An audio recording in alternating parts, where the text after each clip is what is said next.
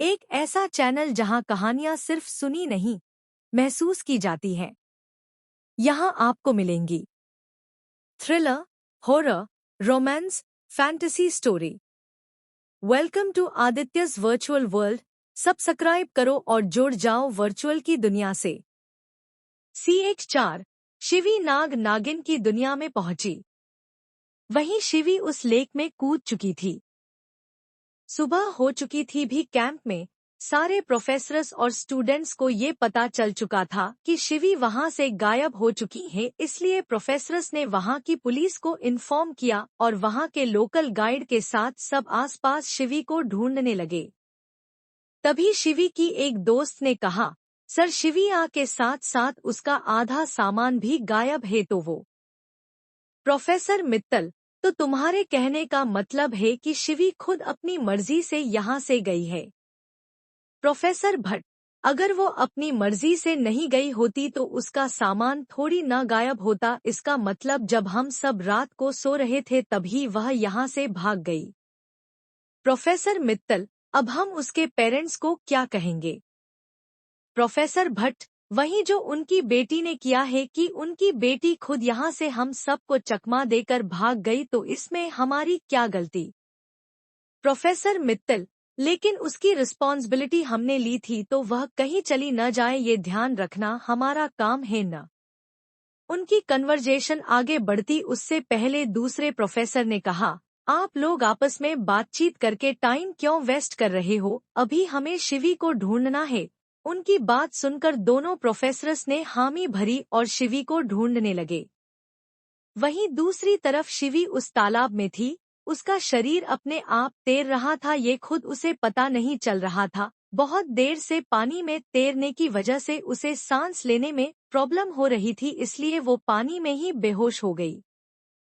थोड़ी देर के बाद उसकी आंखें खुली तो उसने अपने आप को किसी गुफा में पाया और वो एक तालाब के किनारे थी। फिर वो खड़ी हुई और आसपास की जगह को अच्छे से देखने लगी और उसने खुद से कहा, ये तो वही तालाब है जिसमें मैं कूदी थी, मतलब मैं नाग नागिन की दुनिया में नहीं पहुंची हूँ। फिर उसने आपको देखा तो उसने गोल्डन कलर का स्लीवलेस ब्लाउज पहना था और उसके ऊपर एक नेट का गोल्डन कलर का हाफ स्लीव वाला शूट पहना था और नीचे धोती सलवार पहना था। पैरों में मीडियम साइज की हिल वाली मोजड़ियां पहनी थी। एक हाथ में रिंग वाला ब्रेसलेट और दूसरे हाथ में गोल्डन चूड़ियां पहनी थी। गले में एक पतला नेकलेस, कानों में नागिन की डिजाइन के इयररिंग्स, बालों खुले थे जो पानी में भीगने की वजह से गिले थे। उसने अपने चेहरे पर जो मेकअप किया था वो पानी में धुल चुका था। वहीं पानी में भीगने की वजह से उसके सारे कपड़े गिले थे और फिर उसने कहा, पानी में भीगने की वजह से कपड़े गिले हो गए और इन गिले कपड़ों की वजह से अब ठंड भी लग रही है। सब मुझे ढूंढ रहे होंगे और जब मैं उनको इस हालत में मिलूंगी तो सब मेरे बारे में क्या सोचेंगे, और अगर मैं किसी को नहीं मिली तो मैं तो इस बर्फीली जगह पर ही फंस जाऊंगी। ओहो, अब मैं क्या करूं?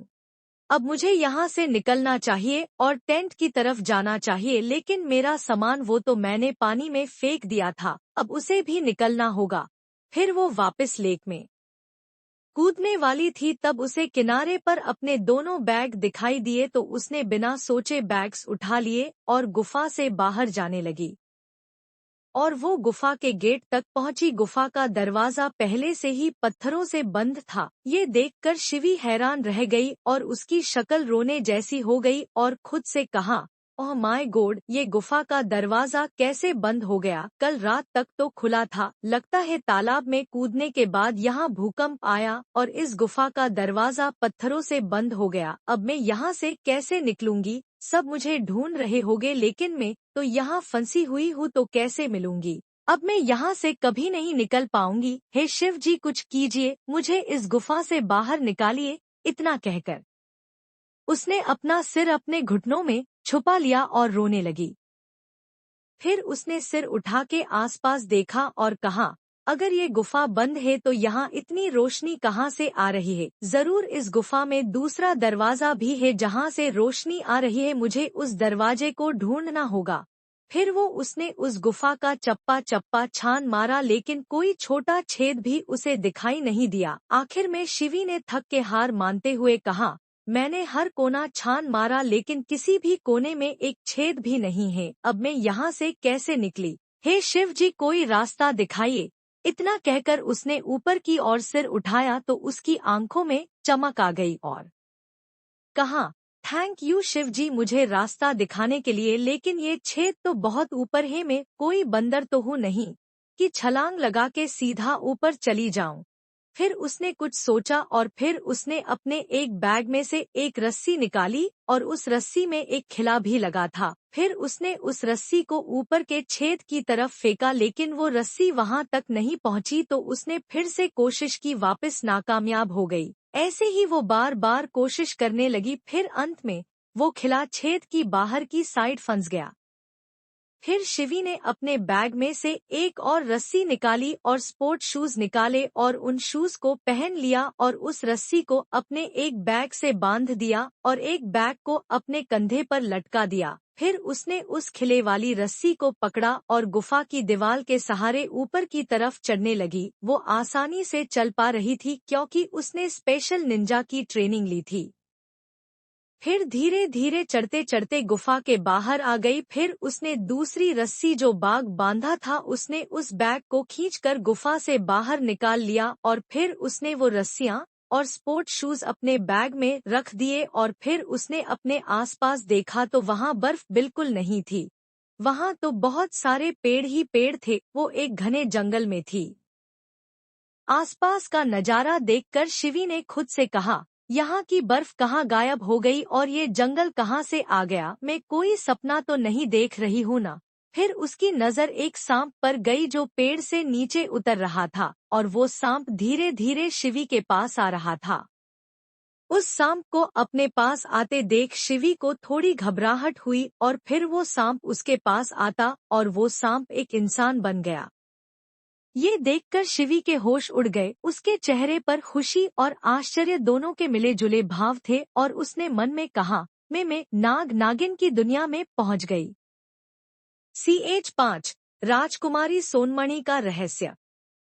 वहीं शिवी अपने सामने एक सांप को इंसान बनते देख रही थी और उसके चेहरे पर खुशी और आश्चर्य के मिले जुले भाव थे। तभी जो नागिन इंसान बनी थी वो शिवी के पास आई और कहा, ओ कन्या, तुम इस सुनसान वन जंगल में क्या कर रही हो? तुम्हें पता नहीं है क्या इस वन में आना सामान्य नाग नागिन के लिए मना है? यहाँ सिर्फ राज परिवार के नाग नागिन आ सकते हैं। वहीं शिवी ने उसकी बात सुनकर कहा, वो मैं या यहाँ घूमने आई थी तो वह गलती से यहाँ आ गई। फिर उस नागिन ने कहा, तो तुमको यहाँ आने से किसी ने रोका नहीं और तुम अकेले घूमने आई हो। फिर उसने शिवी को पूरी तरह से देखा और उसके बैग्स को भी देखा और कहा, और तुम गीली कैसे हो गई और तुम्हारे पास ये थैले कैसे हैं? ऐसे थैले हमारे नागलोक में नहीं मिलते, तो तुम कहाँ से लाई?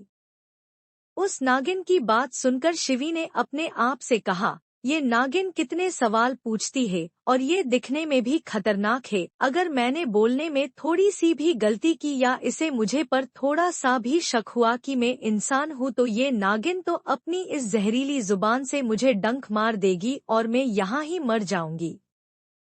तभी उस नागिन ने कहा, मुंह में मूंग भरे है क्या जो कुछ कह नहीं रही हो?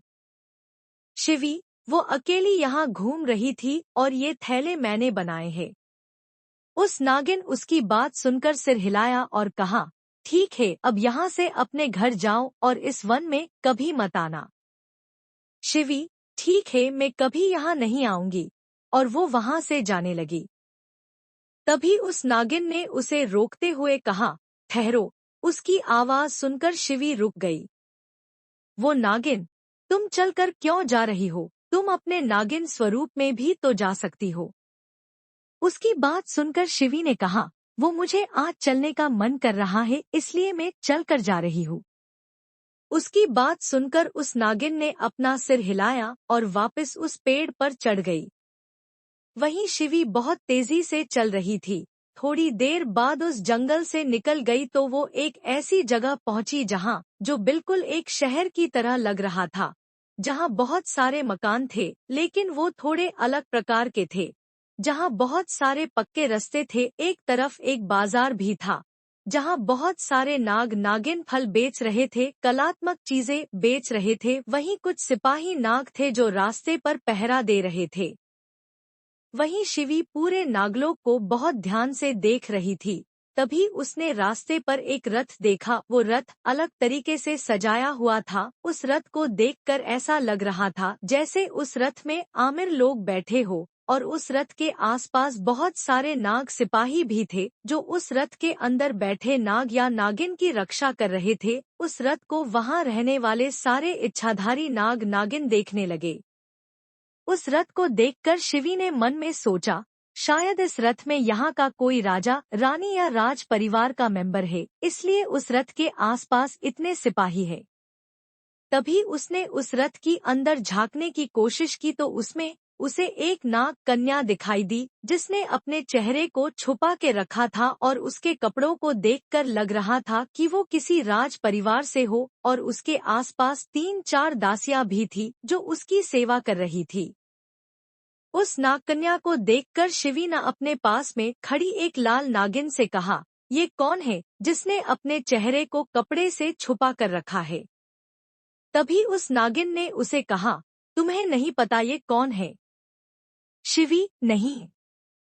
लाल नागिन, वो हमारे पड़ोसी राज्य की राजकुमारी सोनमणि है और उसका रिश्ता हमारे राज्य के राजकुमार वत्सु के साथ तय हुआ है और आज उन दोनों की सगाई है, इसलिए वो यहाँ अपने परिवार के साथ आई है और उन दोनों की सगाई के मौके पर राजमहल में दावत है और शेष नागराज ने हम सभी प्रजावासियों को अपने राजमहल को आमंत्रित किया है।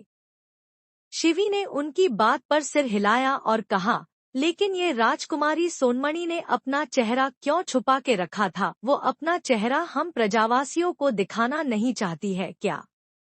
लाल नागिन, नहीं, ऐसा कुछ नहीं है। राजकुमारी सोनमणि के चेहरे छुपाने के पीछे भी एक बहुत बड़ा कारण है, और वो कारण ये है कि जब राजकुमारी सोनमणि का जन्म हुआ तब उनके परिवार के ज्योतिष ने ये कहा कि जब तक राजकुमारी सोनमणि बड़ी नहीं हो जाती और उनका विवाह नहीं हो जाता तब तक वो अपना चेहरा किसी को भी नहीं दिखा सकती। वो खुद भी अपना चेहरा नहीं देख सकती। अगर उनके विवाह से पहले उन्होंने अपना चेहरा देख लिया या किसी और को दिखा दिया तो उन पर बहुत बड़ा खतरा आ सकता है। इसलिए आज तक राजकुमारी सोनमणि ने अपना चेहरा न देखा है और न ही किसी को दिखाया है और ऐसे चेहरे पर मुखौटा पहनकर रखती है।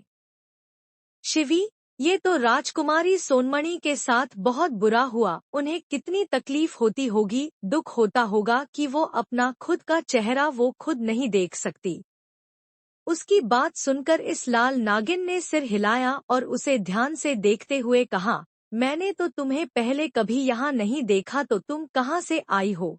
क्या तुम पड़ोसी राज्य से आई हो? शिवी ने तुरंत कहा, हाँ, मैं पड़ोसी राज्य से आई हूँ, इसलिए मैं अभी घर भी ढूंढ रही हूँ, तो आप मुझे कोई धर्मशाला दिखा सकती है जहाँ मैं रह सकूं?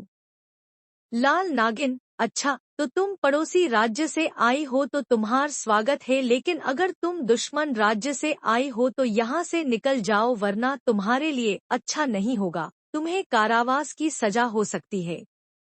शिवी ने अपना सिरना में हिलाते हुए कहा, नहीं, मैं कोई दुश्मन राज्य से नहीं हूँ, प्लीज मुझे पर विश्वास कीजिए। लाल नागिन, ठीक है, तो मैं तुम्हें धर्मशाला की जगह अपने घर ले जाती हूँ जहाँ तुम आराम से रह सकती हो। तुम्हें वहाँ एक कक्ष के बदले धन देना होगा। Please like, share, comment. CH6 Shivi Rajkumar Vatsu की पहली मुलाकात। वहीं शिवी उस लाल नागिन के साथ बात कर रही थी। तभी उस लाल नागिन ने कहा, मेरा नाम अनामिका है, तुम्हारा नाम क्या है?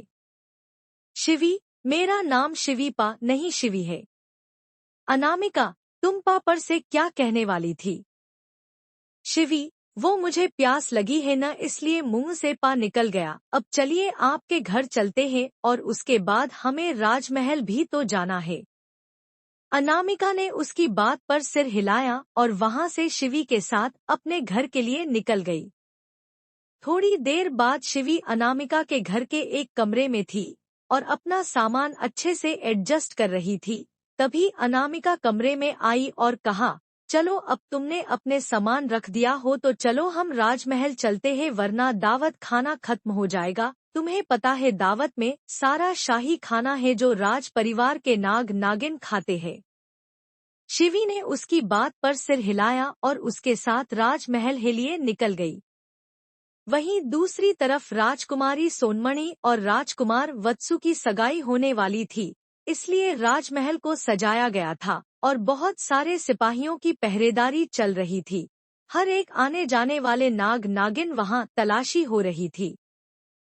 वहीं राजमहल के अंदर राजकुमारी सोनमणि और राजकुमारी वत्सु 2 कुर्सियों पर बैठे थे और उनके पास एक नाग पंडित खड़े थे जो उनकी सगाई करवा रहे थे।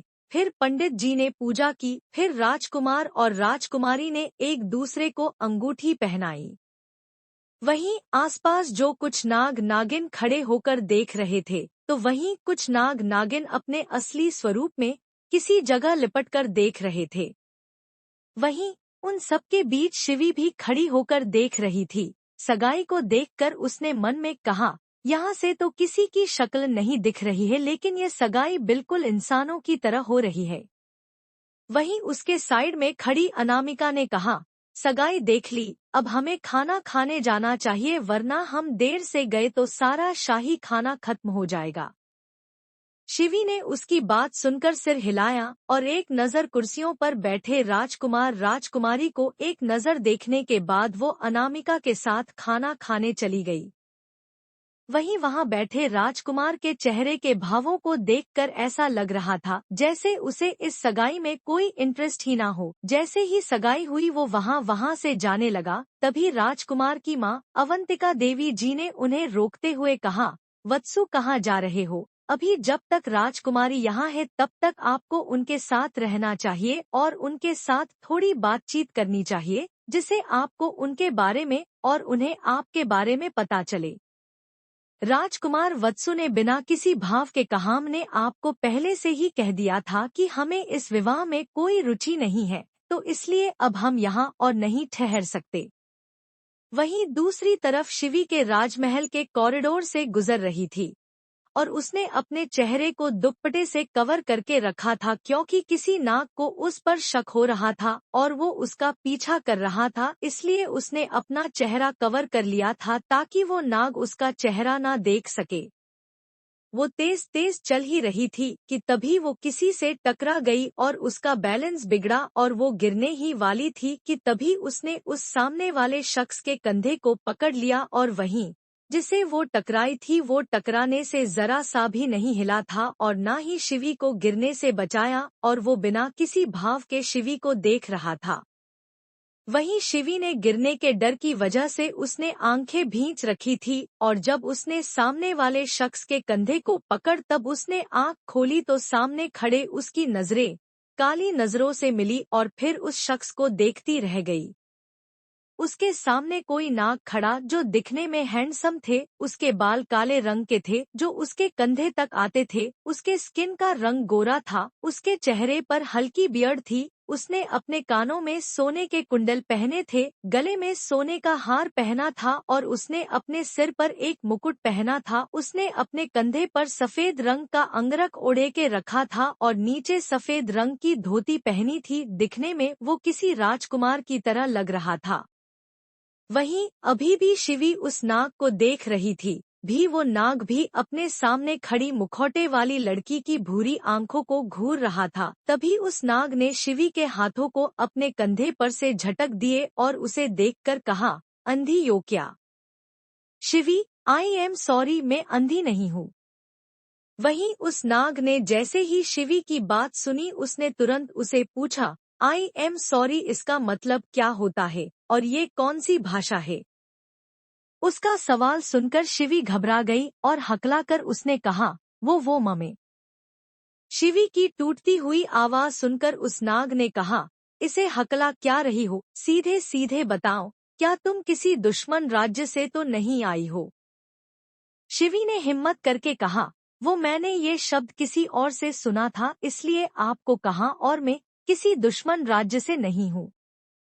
इतना कहकर वो चुपचाप वहां से जाने लगी, लेकिन तभी उस नाग ने उसे रोकते हुए कहा, रुको, तुम यहाँ इस जगह क्या कर रही हो? यहाँ राज परिवार के अलावा किसी और को आने जाने की परमिशन नहीं है। शिवी उसके रोकने पर रुक गई और बिना मुड़े कहा, वो मैं गलती से यहाँ आ गई थी। इतना कहकर वो बिना रुके वहाँ से भागकर चली गई। वहीं शिवी को ऐसे भागते हुए देख उस नाग के होठों पर न चाहते हुए भी एक छोटी स्माइल आ गई। तभी उस नाग के पास एक सिपाही आया और उसने कहा, राजकुमार, आपको नागराज बुला रहे हैं। उसकी बात सुनकर राजकुमार वत्सु ने अपना सिर हिलाया और दूसरे कमरे की तरफ चला गया।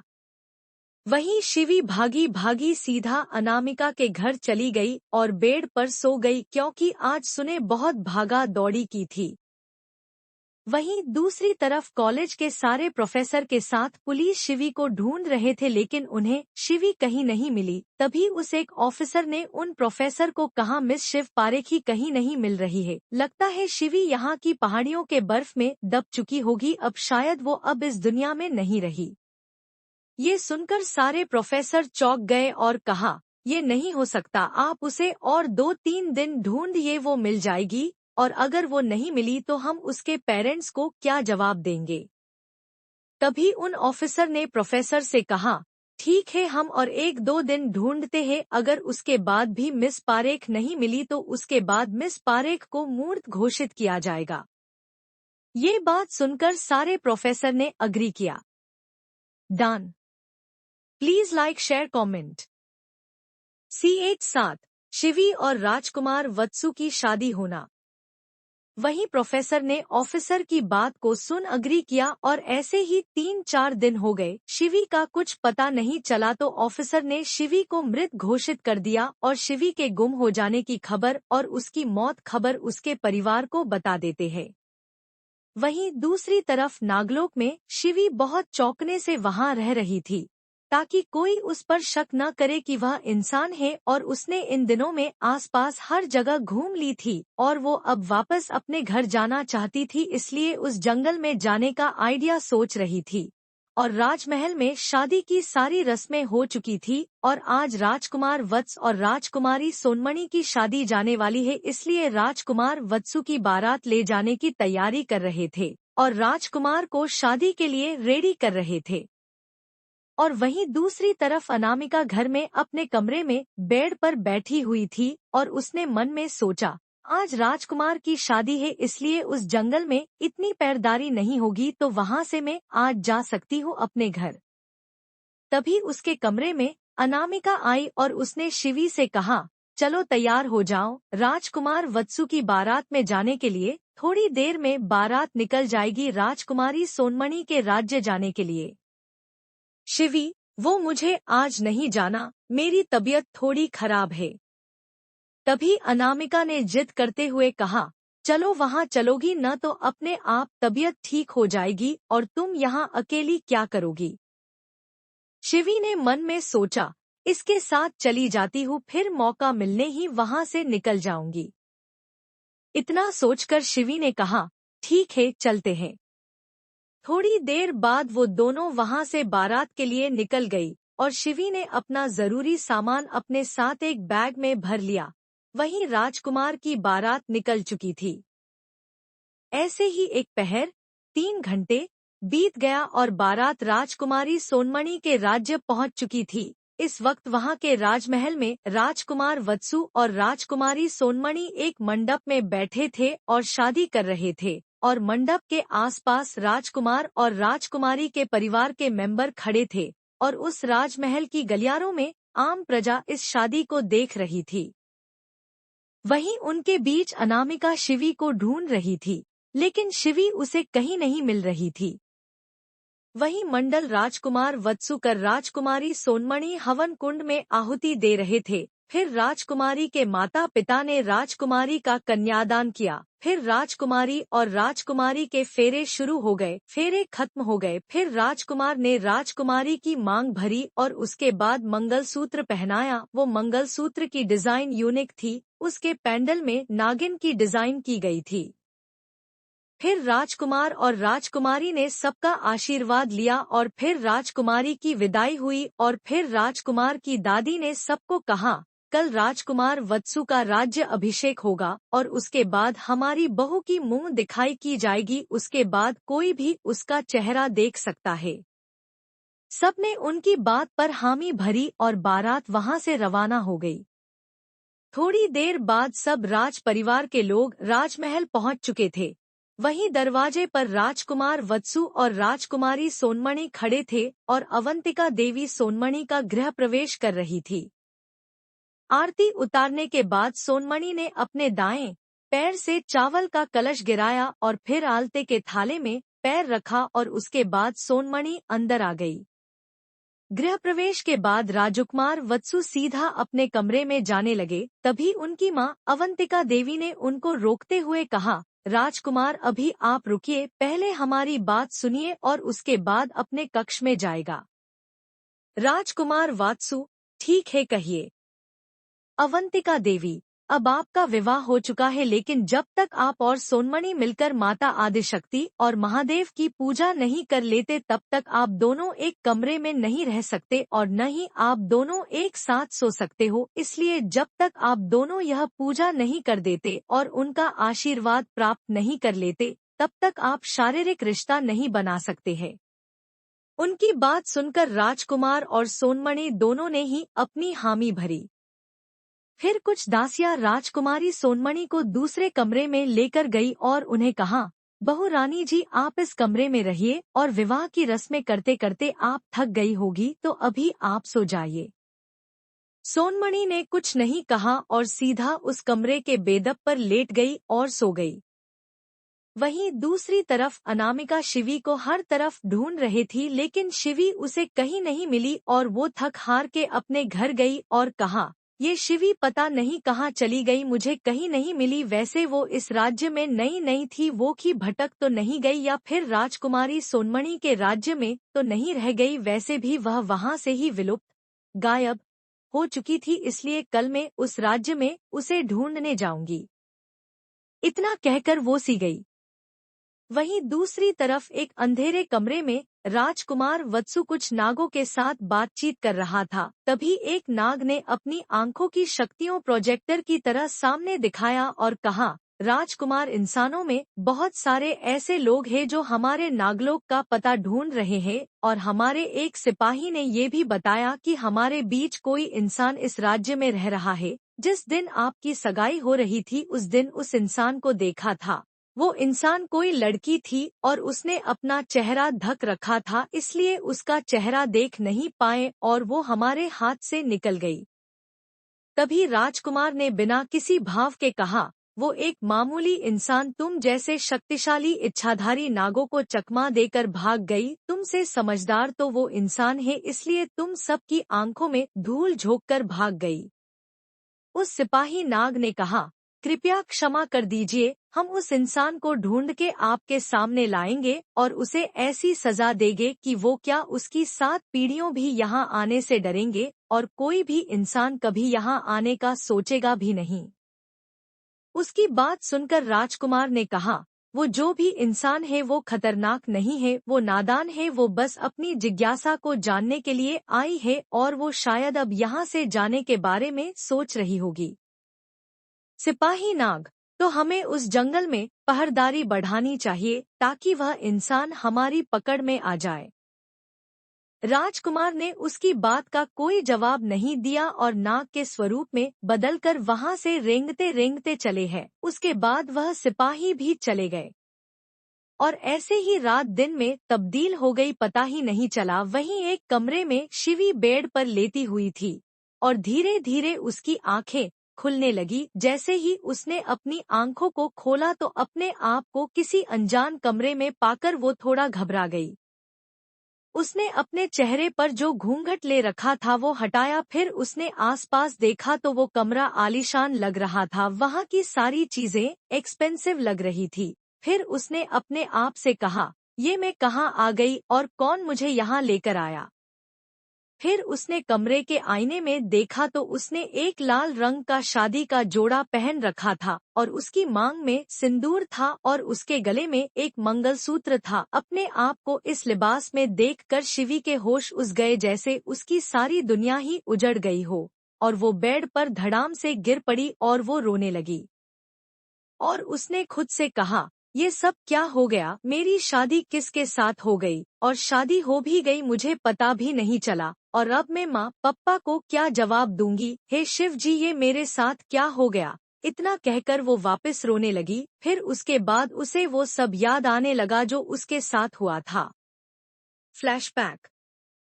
बारात राजकुमारी सोनमणि के राज्य पहुंच चुकी थी।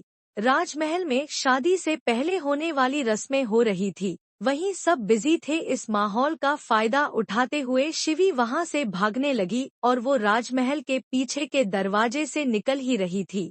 तभी शिवी के सामने एक नागिन आ गई जो गोल्डन कलर की थी। फिर उसने अपना रूप बदला और वो अपने मानव स्वरूप में आ गई। उस नागिन ने गोल्डन कलर का गाउन पहना था, हाथों और गले में गोल्ड ज्वेलरी पहनी थी, सिर पर मुकुट पहना था और उसने अपना पूरा चेहरा कवर करके रखा था। वहीं शिवी ने उस नागिन को पहचाना नहीं था। तभी उस नागिन ने अपनी आंखों से उसकी आंखों में देखा और फिर शिवी को अपनी शक्तियों से हिप्नोटाइज करती है और फिर उससे कहती है, अब तुम मेरे वश में हो, अब मैं जो कहूंगी वही तुम करोगी और वही तुम कहोगी। उसकी बात सुन शिवी ने सिर हिलाया। फिर उस नागिन ने कहा, अब से तुम राजकुमारी सोनमणि हो, तुम बिल्कुल राजकुमारी सोनमणि की तरह रहोगी, उसकी तरह बातचीत करोगी और उसकी तरह अपने चेहरे पर मुखौटा पहनकर रखोगी, और जब तुम्हें कोई सोनमणि कहकर बुलाए तो तुम उनकी बात का जवाब दोगी। शिवी ने उसकी बात पर सिर हिलाया। फिर उस नागिन ने फिर से कहा, तुम्हारा नाम क्या है? शिवी। शिवी। वो नागिन, नहीं, जब तक तुम मेरे वश में हो तब तक के लिए तुम्हारा नाम सोनमणि है और तुम राजकुमारी सोनमणि हो, और अब तुम राजकुमारी सोनमणि के कमरे में जाओ और वहां पर रखे विवाह के कपड़े पहन लो और उसके बाद तुम विवाह के मंडप में राजकुमार वत्सु के साथ बैठ जाना और उनसे विवाह करना। अब जाओ। उसकी बात सुनकर शिवी ने सिर हिलाया और राजकुमारी सोनमणि के कमरे में चली गई। वहीं जो नागिन उसे जाते हुए देख रही थी उसकी आंखों में चमक आ गई और उसने हल्के हल्के में हंसते हुए कहा, सोनमणि क्या दाव खेला है, अपनी जगह किसी और नागिन की बिठा दिया और किसी को पता भी नहीं चलेगा, और उसका चेहरा देख भी लिया तो कोई भी शक नहीं करेगा कि वो मैं नहीं हूँ, क्योंकि आज तक किसी ने भी मेरा चेहरा देखा ही नहीं है, तो पहचानने की तो दूर की बात है, अब मैं आजादी से घूम सकती हूँ। इतना कहकर सोनमणि ने नागिन में रूप बदलकर वहां से रेंगते रेंगते चली गई। वहीं दूसरी तरफ शिवी ने लाल जोड़े में तैयार हो चुकी थी और उसने घूंघट ले लिया और फिर वो राजकुमार वत्सु के साथ बैठ गई। फिर उसके बाद जो हुआ उसे धीरे धीरे याद आने लगा। Flashback and. शिवी इन सब चीजों को याद करते हुए अभी भी रो रही थी। उसने कहा, मैं ये कहाँ फंस गई, मुझे अपने घर जाना था लेकिन अपने ससुराल पहुँच गई, वो भी इसे ससुराल में जहाँ के किसी भी मेंबर से आज तक मिली नहीं हूँ। इतना कहकर वो फिर से रोने लगी। Done. Please like share comment.